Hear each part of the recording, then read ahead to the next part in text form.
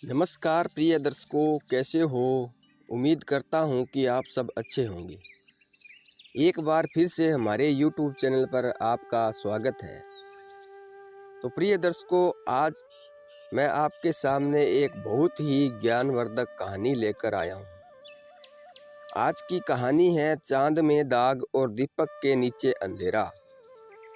बहुत ही ज्ञानवर्धक कहानी है, इसीलिए कहानी को पूरी देखना और अंत तक बने रहना और हमारे YouTube चैनल को सब्सक्राइब कर लेना और बेल आइकन दबा लेना ताकि आगे की वीडियो आप तक पहुंच सके।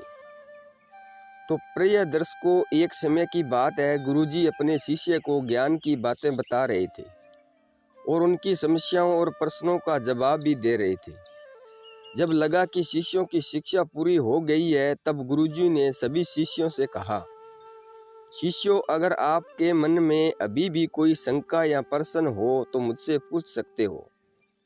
गुरुजी की इस बात को सुनकर एक शिष्य ने, जो गुरुजी के पास काफी लंबे समय से रहता था और वह अपने आप को बहुत ही ज्ञानवान भी समझता था, उसने सवाल किया, गुरुजी, आप मुझे बताइए कि चांद में दाग क्यों होता है और यह भी बताइए कि दीपक के नीचे अंधेरा क्यों होता है। शिष्य द्वारा इस सवाल के किए जाने पर गुरुजी निराश हो गए और दुखी मन से शिष्य को कहा, शिष्य, मुझे तुमसे ऐसे सवाल की उम्मीद नहीं थी। तुम्हें मेरे साथ रहते हुए बहुत समय हो गया है, परंतु अभी भी तुम ज्ञान की पहली सीढ़ी ही नहीं चढ़ पाए, अभी भी वहीं पर अटके हुए हो। गुरुजी की इस बात को सुनकर शिष्य अत्यंत दुखी हुआ। उसे गुरुजी द्वारा ऐसे शब्द कहे जाने की उम्मीद नहीं थी और वह शिष्य अपने आप को ज्ञानवान अक्लमंद भी समझता था। सो उसके अहम को बहुत ठेस पहुंचा। उसने गुरुजी से कहा, गुरुजी, मैं इतने समय से आपसे ज्ञान अर्जित कर रहा हूँ, आपके साथ रहकर कितना कुछ ज्ञान की बातें सीखा है मैंने, फिर भी आप मेरे सवाल का ऐसा उत्तर दे रहे हैं। आपके इस उत्तर ने मुझे अत्यंत दुख पहुंचाया है।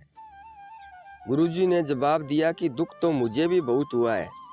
शिष्य, तुम्हारे इस सवाल से काश इन सवालों की जगह पर तुम ये पूछते, गुरुजी, चांद में इतनी चांदनी क्यों है और दीपक में इतनी रोशनी क्यों है।